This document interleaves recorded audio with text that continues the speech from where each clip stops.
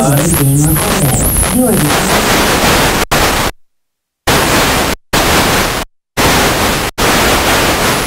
Okay. Thought we heard somebody calling in. That's Braxton. Braxton's on there.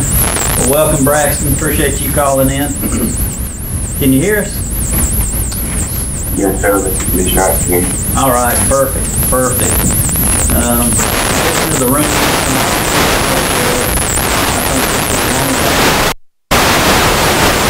Whomever you had do this did a phenomenal job. Sherry actually did. She was over there. Cheers, thank you.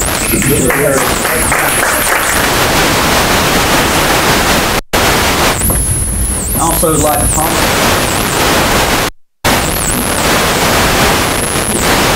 Thank you, Jeremy.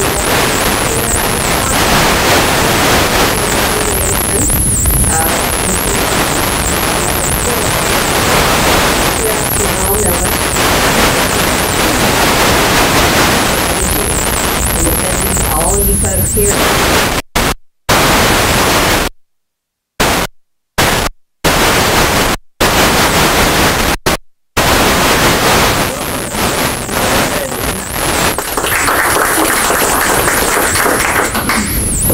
At this moment, I will pause and take an approval for the proposed agenda that's before you. So moved, Mr. And move. Got a second. All in favor signify by saying aye. Aye. Any opposed, like sign. The agenda has been approved.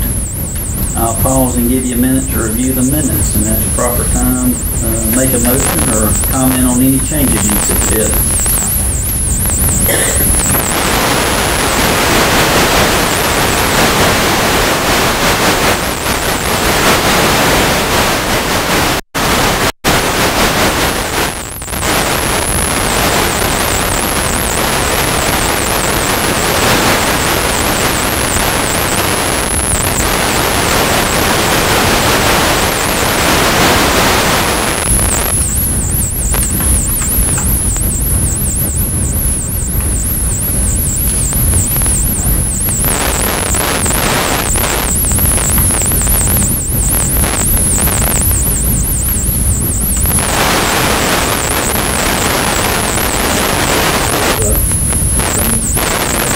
By Mr. Little, do I have a second?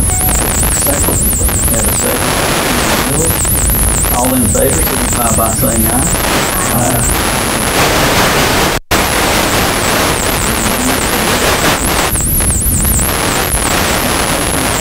Your report.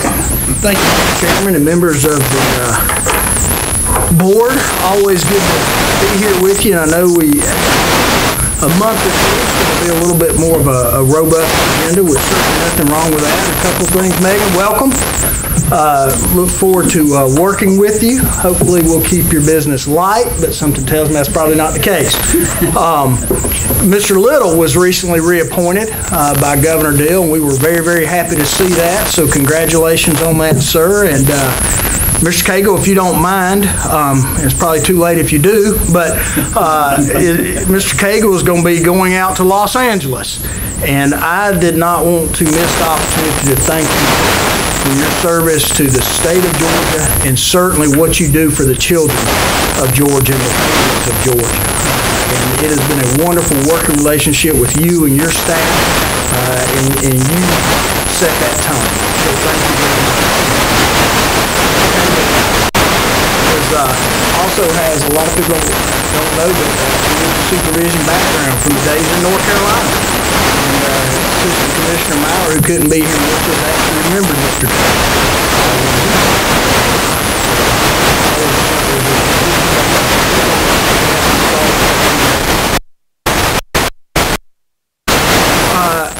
I want to start off with recognition.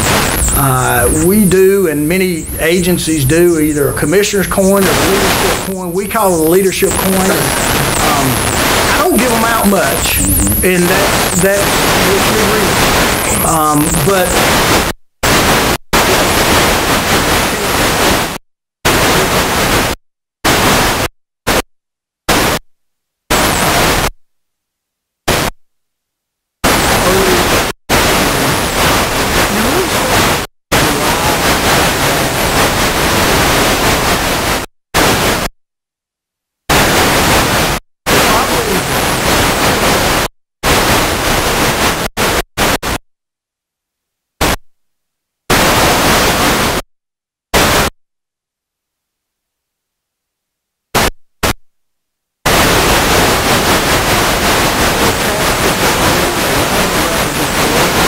they also represent corrections, and they also represent community supervision. And Shalandra, I'm going to ask you to come up and present you on behalf of all of Department of Community Supervision, and thank you for what you do. You never miss an opportunity to also recognize that it's your team that really carries the weight, and you have a fabulous team. And if you are with Victim Services, would you please stand and be recognized? All right. Excellent.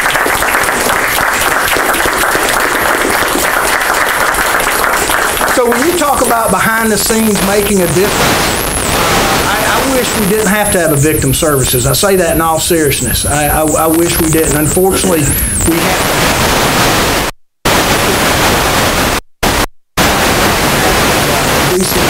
I want to commend you and your team and thank you for your leadership. Thank you.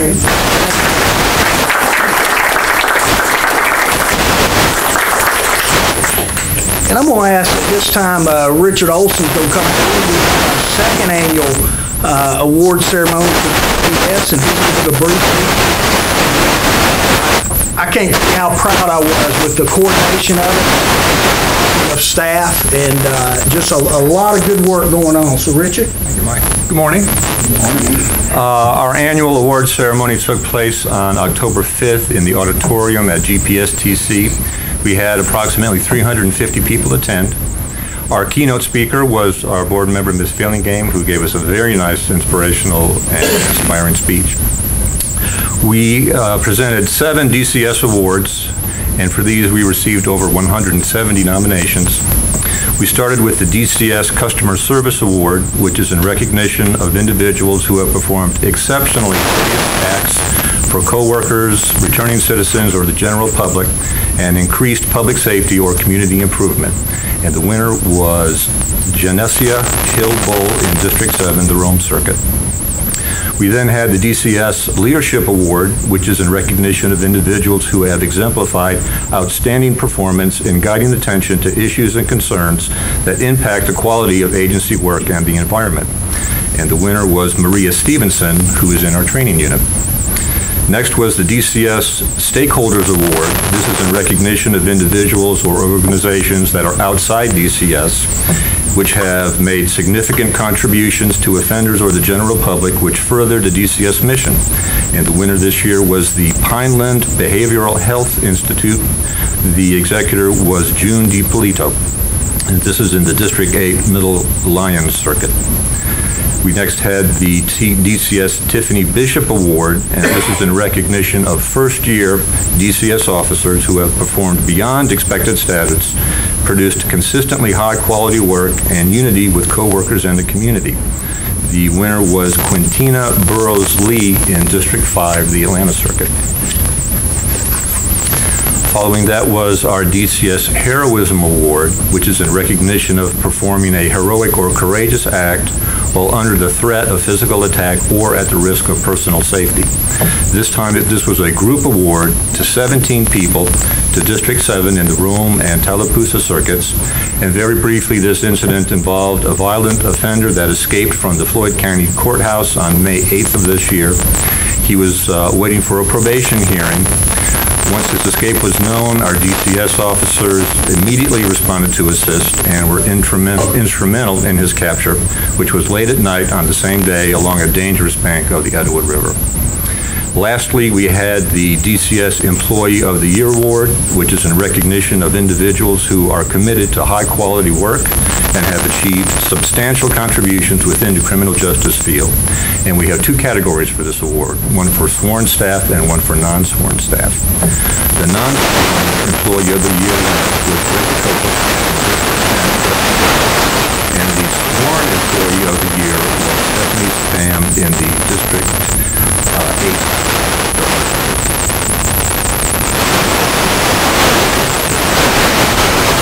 As I mentioned, it was just a very, very good day. It speaks to the fact that it takes us all working together to be successful. Also, I want to brag on Richard. He is our director of our strategic planning unit, and I think you have a copy there. I just wanted to provide with you This sheet right here represents our strategic plan, our 3 to 5 year plan that we submit annually to Office of Planning and Budget. And it has been, it is pending acceptance, but we don't anticipate any issues with it. The second sheet you have is DCS performance measures that we submitted to OPB. There are 26 performance measures. They are listed there. And then I think something that is very, very noteworthy is there are also an additional 106 performance measures that we hold ourselves accountable to that have not been submitted to OPB. So I share that with you as quick as we always wanted to have a dashboard and show results. It takes time. These strategic performance measures represent time from November 1st to June 30th or July 1st. Of course, we had to combine data systems from corrections. So, of course, that was no easy feat. But now, going forward, we're building our metrics in.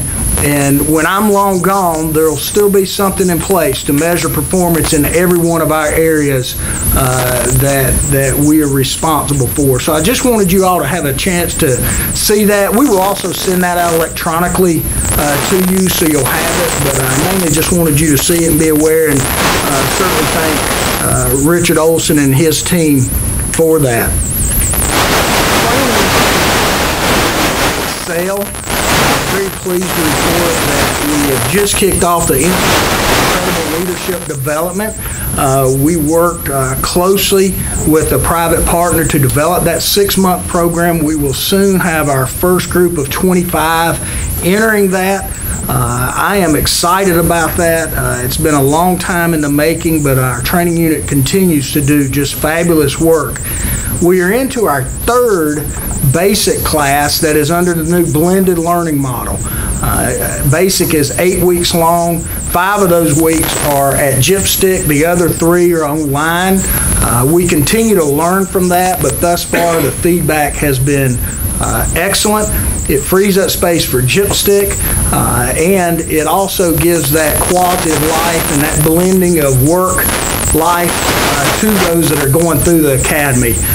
So we're excited about that, and we're pleased with the work that training has done. That too was no easy feat. We have begun our charitable campaign contribution. Sherry Chambers, of course, is coordinating that. So there's a lot of activity going on. Last year we had, I can't remember the award that we won for contributions, $9,000 that we completed, and Sherry has set the goal to collect over $10,000. So softball tournament tomorrow. For a couple of weeks.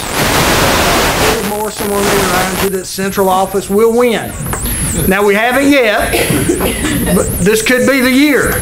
But it's always a good time to get together, and it's in concert with GPACs, who will be hosting the lunch and selling the lunch for charitable contribution, and it's always a fun time. And just in case you're wondering, no, leave is required, and we won't be taking state vehicles. We thought that just wouldn't look good on the news.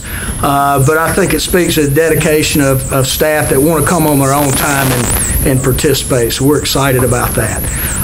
We sent a group out at the request of the Third World Congress to Japan, Third World Congress on probation.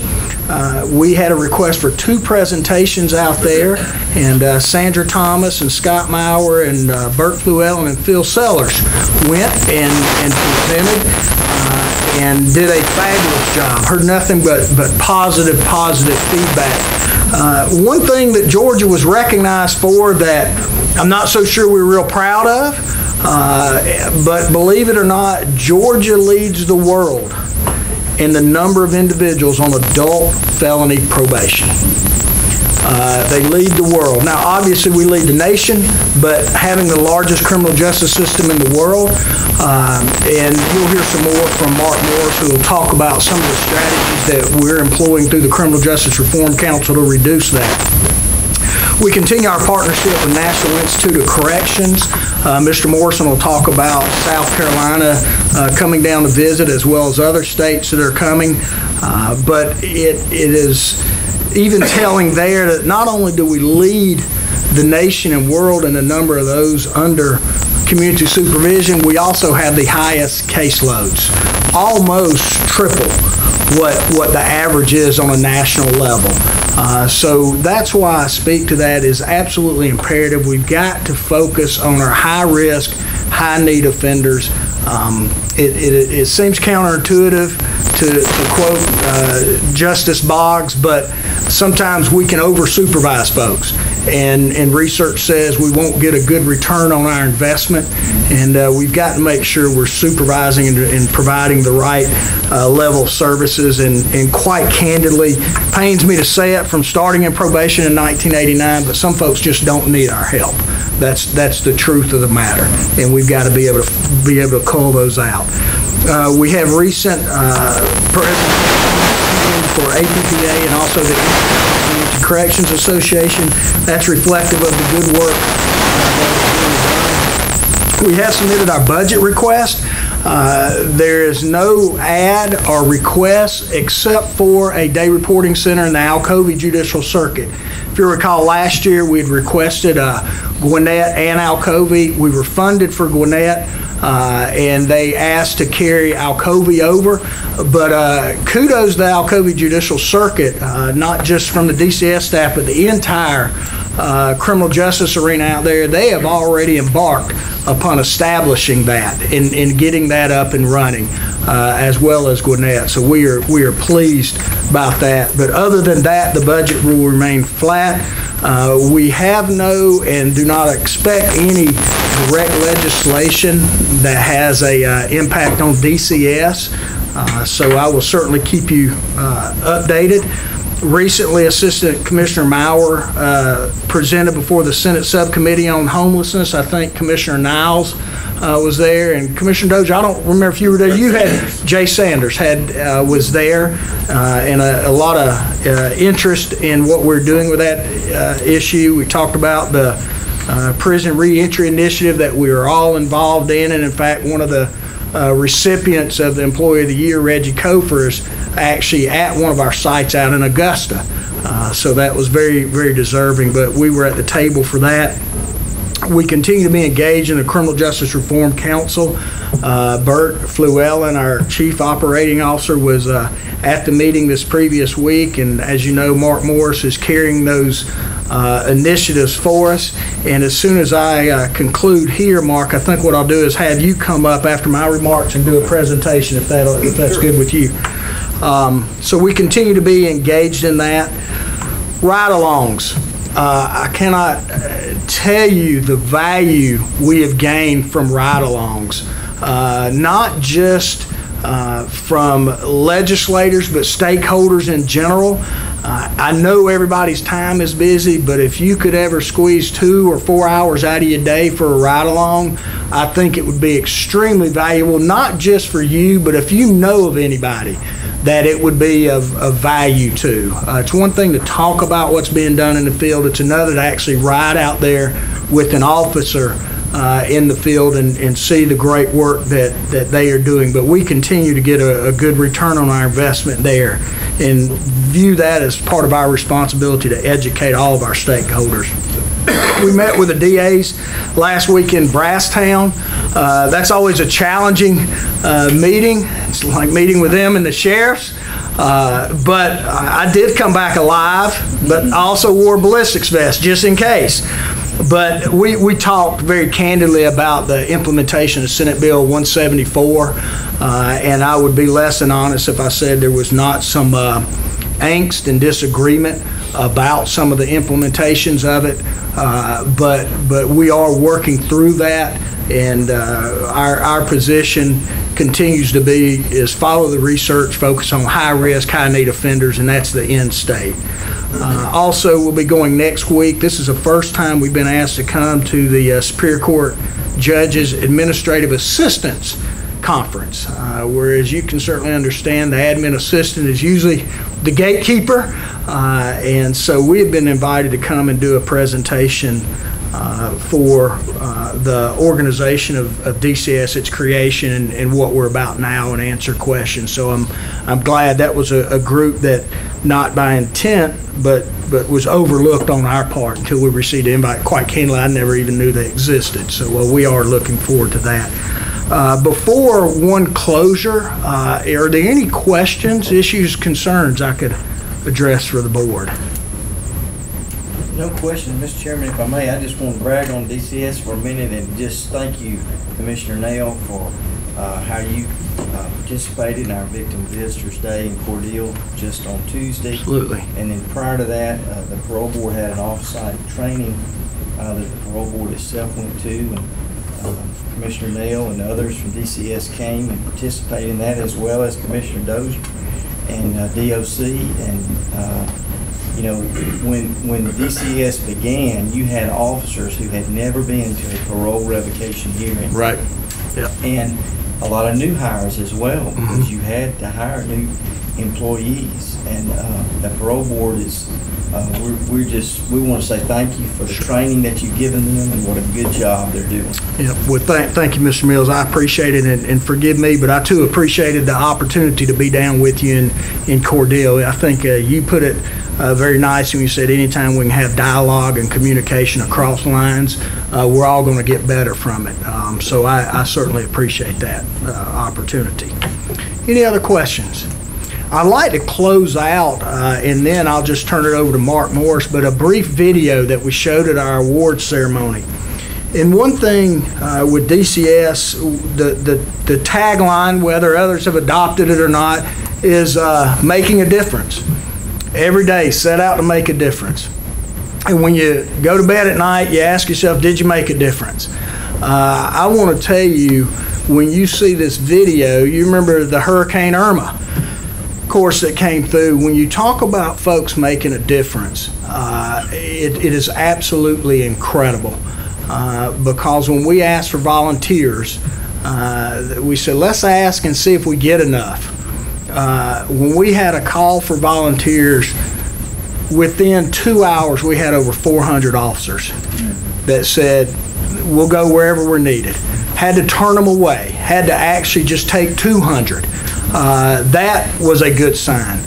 But then, and I'm going to try my best not to get emotional, but when you go out and you see these individuals working at these shelters, that Red Cross can do their job because they don't have to worry about their safety and security. And then when you see a DCS officer that she's on her knees reading to a group of children because they're in an unfamiliar environment, they don't know what they're going to be going home to.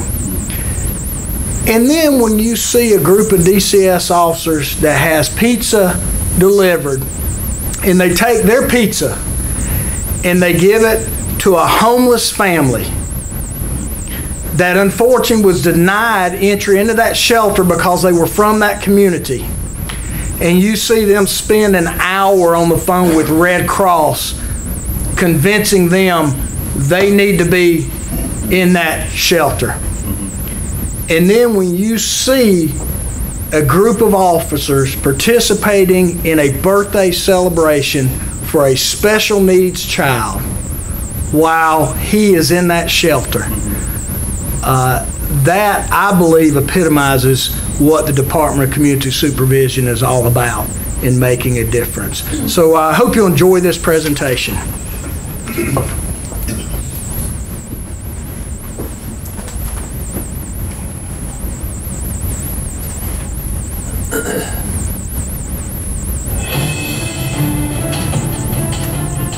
Satellite image tonight shows the eye of this Category 5 storm fully formed there. At this hour, Irma still tracking right toward Florida, but there are several other states now in the possible path. And I want to show you this tonight. This image coming in, that's the eye again, but in the middle there, that is the island of Barbuda. Authorities there late this afternoon reporting at least 90% of the buildings on that island. Viewers at home, if you're watching, Mike is bracing literally. These strong winds are not letting up. This eye wall is literally right over Naples. Mike, You're almost there. The clearing is literally just up to yourself. Hang in there. You are almost there. We're seeing it clear out. I'm with Doc. I'm with you, man. I'm doing my best. This truly is exhausting. Sometimes I feel like I'm in good shape. I'm not so sure anymore.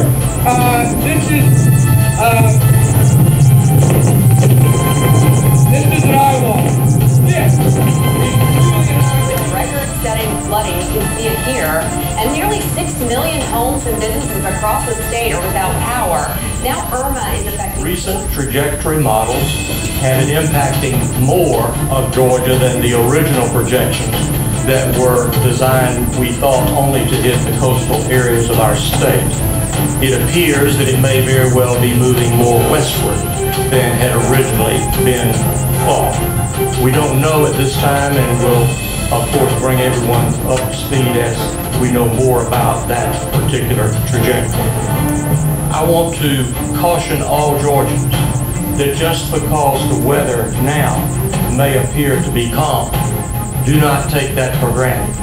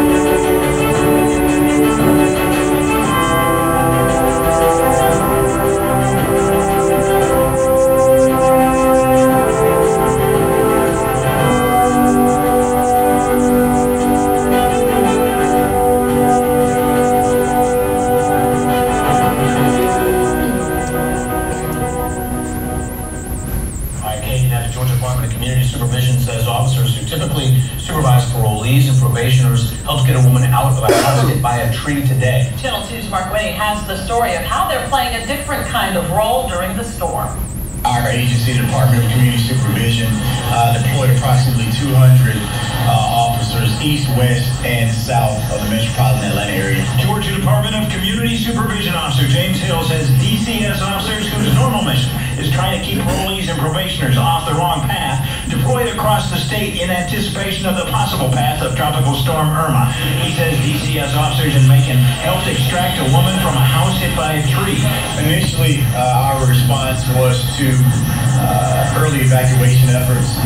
Now we've transitioned to provide security at various shelters throughout the state, to include the American Red Cross and others. Hill says he anticipates DCS officers who specialize in helping men and women rebuild their lives will have a mission after this storm as Georgians rebuild. Once the storm passes through some of the hardest hit areas, we'll transition into a crime suppression detail, working alongside local authorities to make sure that all private, public, and government properties are secured and protected. He says DCS is mindful of its core mission. We did put some measures in place to keep track of and monitor those who are considered some of our highest risk. But he says what community supervision officers are doing in connection with the storm is consistent with what they're supposed to do every day, work to keep Georgians safe. In a sense, it is very much different than what we do day to day. But at the same time, we're out in the community every day, and we view this as another opportunity to serve the community and the citizens of Georgia. Mark Winnie, Channel 2 Action News.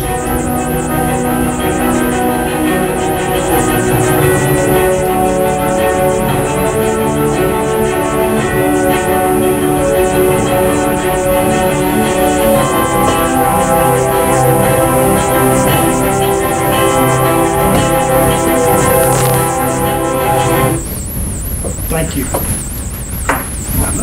Commissioner, great video. I just want to know who wears the 0007 badge. We fought over that a little bit. Only thing that matters is the governor's badge is number 1. There you go. All right. We got that one right.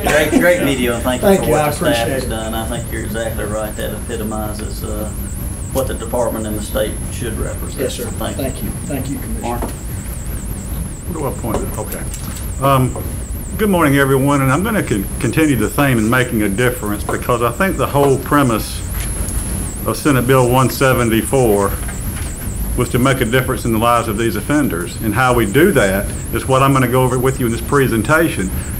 You probably have a handout there, and there's quite a few slides, but what I'm going to do as I walk through this is bundle some of them together and talk about them and summarize them and just give you a good overview of what we are doing and how we're doing it. Because Senate Bill 174, when you read that kind of legislation, it's kind of daunting just to pick it up and look at it.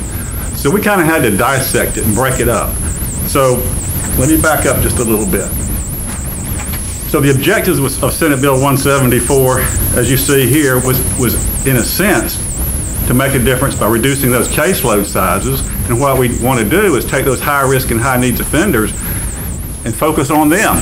So this is what we're doing by all these objectives in Senate Bill 174, and the whole purpose of this presentation is just to walk through with you how we did that. And these are the focus areas. So we took Senate Bill 174 and said, well, how does it impact our agency? What are we going to do with it? So we looked at those areas, and you see the list of the things that we actually focused on. And we set up groups, and we talked about how we're going to implement this, how we're going to make it work. So this is what the presentation is about. Each one of these bulleted points I'm going to talk to you about. So our focus groups, we had a focus group for each area. So we had to look at the fun things like policy. Do we need new policy? Do we just need to update the policy that we've got? And who all was involved in our focus groups? We had officers at all levels, from chiefs to line officers. We asked judges, we asked prosecutors, we asked public defenders to come join us. And they did. Most of that we had to actually, for their schedule, we visited them and told them what we were doing. But we got input from everyone. Because we don't do this by ourselves in a silo. We reached out to all. So one of the bulleted points I mentioned earlier was behavior incentive dates. So those are, when somebody is sentenced, they can have a behavior incentive date that's 3 years down the road, if you comply with your conditions of your sentence, you possibly can get off probation early. How is that going to impact us? Well, we don't know yet because we haven't had enough time go by so we know how many offenders are actually going to be terminated early based on their behavior. So what we did, one of the things that we did is just a small thing, but it's kind of important, is that we wanted to make sure that behavior incentive date possibility was front and center when that offender is sentenced in court. So we went to the AOC, Administrative Office of the Court, and said, can we add this to the sentence? And it's the wording that you see in front of you. And they approved that. So when someone is sentenced, if they're eligible for behavior incentive date, that will be on the sentence, and they can write that in at the time that they're sentenced, so we'll know if they reach that 3-year mark, have they been compliant, have they paid their restitution, and if so, let's terminate them. We had to write new policy on that, and that's one of the things that we do for every single one of these points. We make sure that we're policyed on it so our staff will know what's going on with it. Behavior incentive date while it is early termination, it's a different kind of early termination. Let me see, let me back up. Early termination, when we talk about behavior incentive dates, that means a case can possibly be terminated early if they do what they're supposed to. They're compliant with their conditions of their sentence. But early termination also there's another group. If you're on probation for a qualified offense, for example, a qualified offense it's in statute. It lists, and it's mostly your property offenses, drug offenses. You can be recommended for an early termination as well when you hit that 3-year point. Now, while I don't have any numbers to show you on the behavior incentive dates because we haven't reached that 3-year point yet, we are starting to track some numbers on just, I call a regular termination request. While these are not big numbers yet, I expect there'll be very consistent numbers over time where cases are recommended by the officer and they'll go to the court for a recommendation for early termination. But one of the things I need to mention here is very, very important because without them, we just wouldn't be effective at all, is how our OIT department, our technology department, has helped officers manage these cases that are eligible for termination and for behavior incentive date. They actually take the criteria that's listed in Senate Bill 174. In our case management system, they'll queue them up for the officers. They'll bleed over until their work queue. So any case that's eligible for a behavior incentive date termination when they get that far, or for an early termination, the system has done a lot of the work for them and just given the early case and we have a what's next queue for the officers. That's a list of cases that's possibly eligible for early termination. Without that, you'd have an officer going through case by case by case to just see are they eligible or not. So this is a great help having have our system do some of the work for us.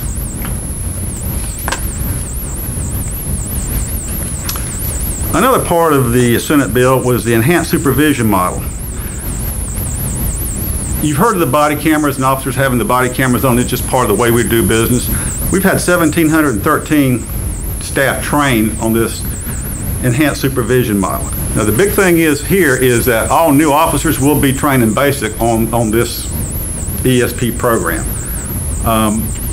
Program and completion certificates. Anytime an offender completes a program, they get a completion certificate. It's much like a transcript when you get out of high school or college. This is what I've done, this is what I've completed.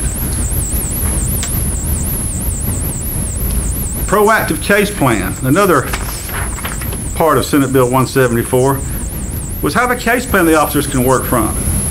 It's very important when you're looking at when you're trying to determine what an officer needs to do with a particular case. Are those things, those programs identified? Yes, our case plan will actually look and see what their risk and needs are, put them in this case plan so they'll know what the offender needs, what programs that they need. A lot of this is done automatically and populated from the information that we collect in the portal. And it used to be the case plan. We had somewhat of a lengthy case plan, but Harris, along with his team, we were able to kind of condense that into one page so it's easy to read. It's right there front and center for the officers, so when they're in the field or they're looking at their cases, they can see from that case plan, this is what's been done, this is what needs to be done, This is the offense, and it's a great tool for the officers to have at their fingertips.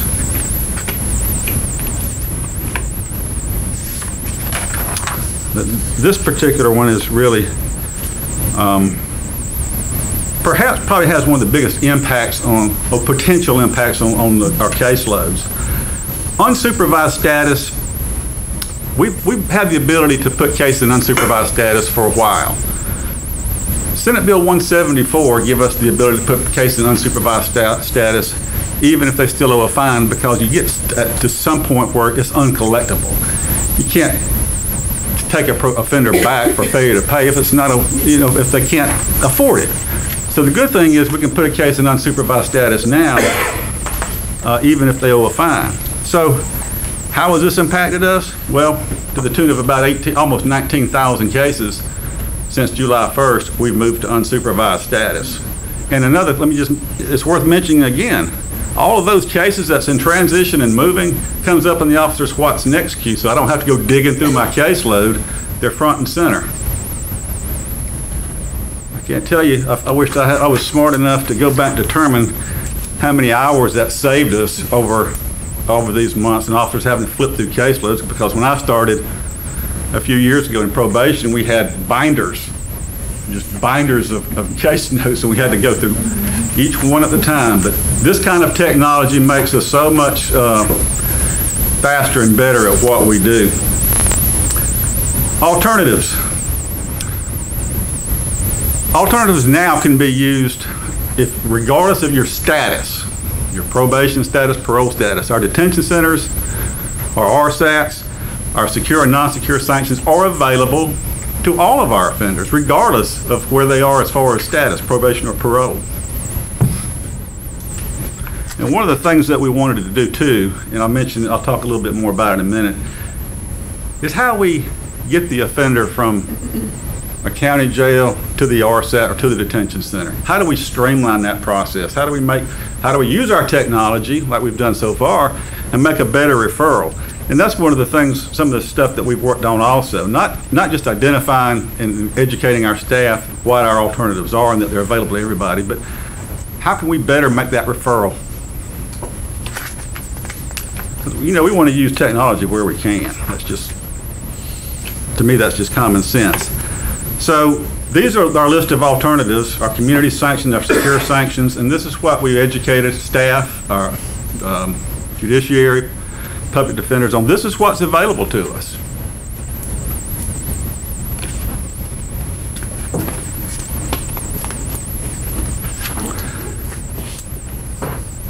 The alternative referral process is something I think will potentially save us so much time as we make our referrals. We used to do it, we still do it now, but we have a form that they complete and they email over to, the officers complete, email over to offender admin at the Department of Corrections.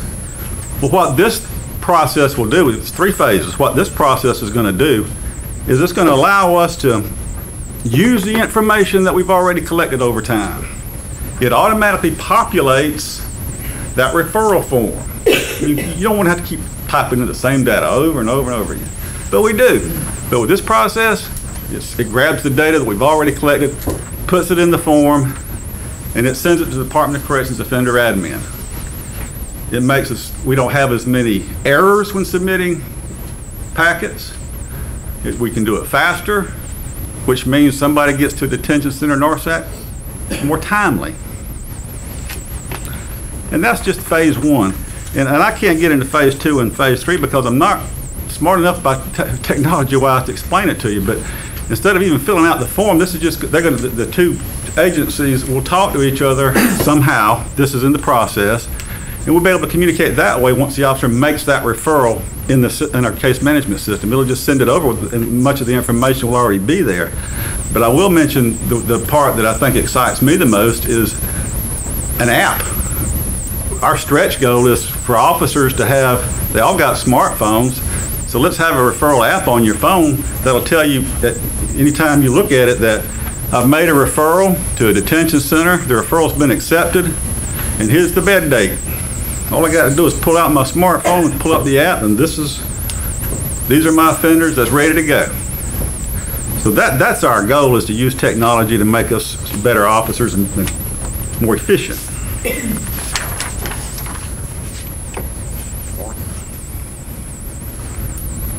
Our parole recommendation, Senate Bill 174, and we've implemented this pretty quick on July 1st, says that any condition at sentencing, it was a probation condition, if they get out on parole, those conditions are enforceable while they're on parole supervision as well. And we implemented that effective July 1st. And that's part of their parole certificate. This last couple of slides, and I know I'm moving pretty quick, sir, but it tells all the work that we've done, the teams have done, our leadership has done to educate not only our staff, but our partners in the community, the judiciary, prosecutors. And we've been working pretty hard. And, you know, and a lot of this, too, is new to officers. So we made ourselves available in central office. One of the things I think helped the most is we had technology once again. Google Hangout.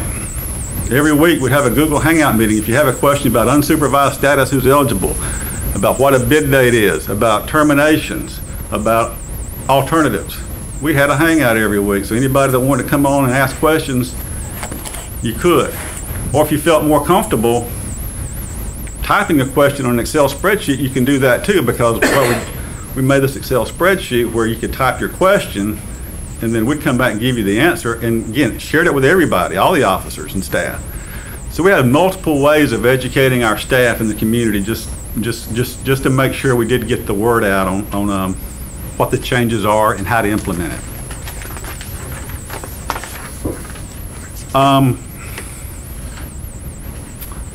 That is it in a nutshell. Just a lot of communication that went on between us and our community and our staff. So I know it was a quick presentation, but I just wanted to do a quick overview. But the information is in your packet there if you have any questions or like more detail. Any questions from the board, Mr. Morris? I see none, Mark. Thank you very much. Thank you, sir. Mr. Morrison. Good morning. Morning. Yielded most of my time to Mark, so I only have 2 points unless there are some questions to follow that. Through national affiliations and networking, Commissioner Nail received a request and facilitated a trip from South Carolina to come to Georgia. They have a lot of interest in our body cameras, our virtual office, the DRCs, the training and counseling that we have. So we're going to have a 2-day meeting with them next Thursday and Friday, and sit down discussions, but also ride-alongs and visits to the day reporting center. And secondly, we have, as we do every year, we have every circuit has arranged intensive supervision for sex offenders, whether that be they report to the sheriff's department or a location where we supervise them throughout the night to avoid any potential contact with children, or actually instruct them not to have any lights on, decorations, or participate in any trick-or-treating. And then we do intensive supervision at their residence to confirm that they are complying with that. Again, those are the 2 points I had to present, barring no questions.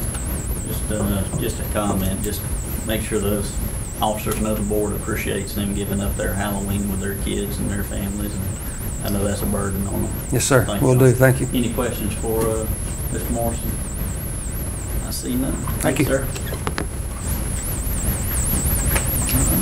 Ms. Stanley? Good morning. How are you? Good. How are you? Just a few updates from reentry services. Want to say to you, Commissioner Dozier, I've been traveling the state to the transition centers since mid-August. I want to get through all of those by October, and the superintendents have been very welcoming. I've had a good dialogue with them in terms of barriers and resources and needs that we can do to partner with our more officers that's there. It's obvious that they're seen as one of the staff as a part of the transition center, and that's much appreciated. With our more numbers, currently we have 260 total in the MORE program. We have 206 of those that have successfully completed, with only 97 of those being unsuccessful completion, 89 being violations, and 8 being unauthorized absences. In our community coordinating, our community coordinators are continuing to work diligently to engage their communities for needed resources and support for those that are returning that we serve.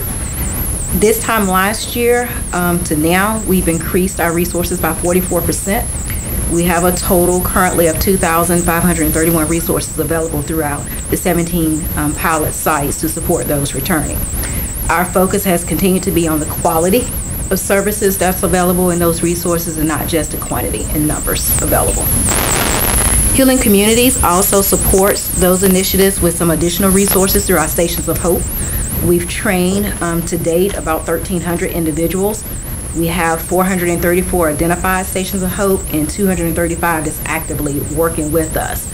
When I looked at those numbers late July, early August, we had actually served about 21,000 individuals through our Stations of Hope. And so we continue to strengthen that as well, and our focus will always be on quality of service and not just that quantity.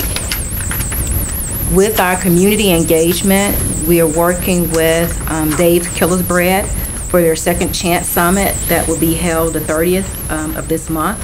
We have 12 staff that will be attending, but we're partnering with that organization. They're basically bringing together those that are willing to hire those that are returning. It was in the initial plans to have a job fair also associated with that summit, but the job fair is going to be at a later date. When that's established, of course, we will work to ensure that we have individuals out to be available to take advantage of that opportunity for employment. We've also been working throughout the state with the U.S. Attorney's Office on the release documentary that has been viewed throughout the state, and we've had our chiefs and our community coordinators available to be on those panel discussions to answer those questions for those coming from the community and provide any information that we can. So those are just a few highlights from reentry. Are there any questions? Any questions? Mr. Chair, on the violations, the individuals that you have identified that violated, what do you do with those? Well, I will say those violations aren't just immediately acted on. They do take those violations in consideration and try and do second chance if it's where they move them to a different TC to see if the change of environment will help. But if it's not where that can occur, then of course they return back to incarceration to finish. In the local jails? No. No. They go back to prison. Yeah, I mean, in the violations, they're treated, in more cases, are treated very similar to just regular TC residents, Commissioner. Okay. And one of the focuses right now, we've been working hand in glove with DCS on it, is the violations of substance abuse. We all know that as you re-enter, substance abuse is a tricky thing. And, you know, right now we're seeing an enhanced level of violations of substance abuse in the TCs as a whole, not just more cases. And what's the proper way of handling that? I know the Commissioner and I have had a discussion on that. We continue to try to figure out how to balance that, because obviously this is an opportunity for all those offenders going into a TC with going into reentry. We don't want to stifle them, but also we can't allow continued use. And so the more cases are doing exceptionally well. They trend basically the same as any other TC resident when you look at the stats. So very successful program, and I think a great partnership. Thank you. Thank you. Thank you. Any other questions? No? All right. Ms. Neville, how are you? Good morning. Good. Morning, Chairman, board members. The Oversight Unit has been working hard throughout the year. At this time, the team has completed 64 of the on-site compliance audits out of the 77 total providers. They have reviewed almost 5,000 cases and 177 contracts to date. We've been refining processes, and we've placed subject matter experts within the unit in order to streamline some of our processes and ways of thinking. So I want to go over who those are. Siobhan DeLeslie is our staff director over the annual audit process and the compliance monitors, who are LaDonna, Bernie, Gemma, Jordan Holloway, Theodoria Dorsey, Timothy Flowers, and we do have a new member, Alicia Smalley, who was just hired a couple months ago. Laura Russell is over our registration and our GAPS process with the GBI, and she will be serving as our TAC for them. Lisa Ashburn is now the subject matter expert over our quarterly reports data, and she is performing internal audits within our unit. to ensure that we are in compliance with everything we need to do. John Core is over our service agreements, and he has been preliminarily reviewing contracts for the providers in order to make sure that they are in compliance with the 2018 deadline for our service agreements requirements. And I would like to publicly thank everybody that has assisted in the statewide training. I know Steve Page and Mr. Terrell have been a part of that also, because Tim Lewis is our subject matter expert for the statewide training in order to keep everybody in compliance with their training. So our third quarter reports are due by the 30th of this month. We did give them a 2-week extension on the deadline from the 15th to the 30th due to the Hurricane Irma, and a lot of the providers were out of power. So I should have the third quarter reports by November, and we will be sending you an electronic version of that. So other than that, do you have anybody questions? Could you send out a list of all the employees with their phone numbers and email addresses to all the providers and people? I think sometimes they get shuffles and we miss them, or tell us where to find them. Of the DCS employees for? Yes, ma'am. It's on our website, and all the... Their numbers are there? Their email addresses are. We didn't put their phone numbers because it is public for everybody. Okay, could you send us their phone number? Yes, sir. Thank you. Any other questions from the board? Thank you, Steve. Any questions? Thank you. All right, the Commission on Family Violence. I believe Jenny's here to present. Jenny, I apologize. I never say your last name. Oh, it's Asman. I think I get all sorts of pronunciations. Don't worry about it. I just admit it and move on. Totally understand. All right, good morning, everyone. I'm here for Jennifer again. She apologizes for being unable to be here today. That's our Executive Director, Jennifer Thomas. She asked me to give a brief update on our conference. At the last meeting I was here, being really excited about our upcoming conference that was scheduled for September 10th through 13th.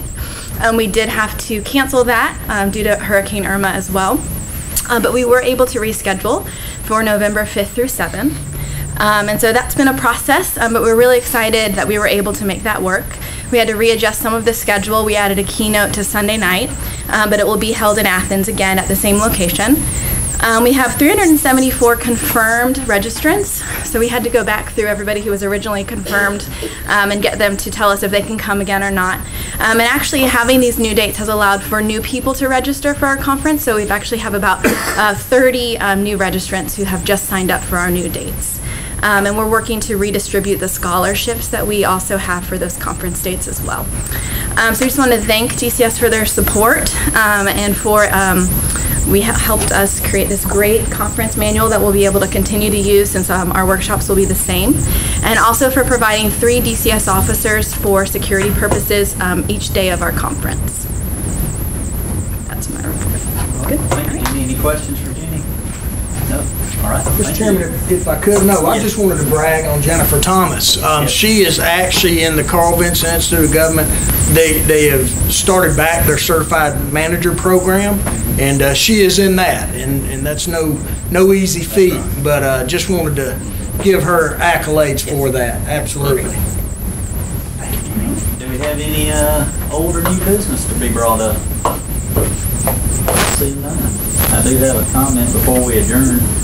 Bobby, I think the commissioner really talked very highly of you and represented well probably the thoughts of everybody in the room, but I personally want to share my appreciation. I think anytime you have a state leader come in and not only make a difference in the lives of the children as you've done and was recognized by your new position out in LA County, but also you started in a multitude of different areas across the state, whether it was DHR or DECAL or anywhere else that you've been, you left your footprint. We appreciate that as other leaders in the state. I think all of us love being public servants, and when we see someone who has done it so well as you have, it shines on all of us. So thank you for what you've done, and we appreciate you representing us well.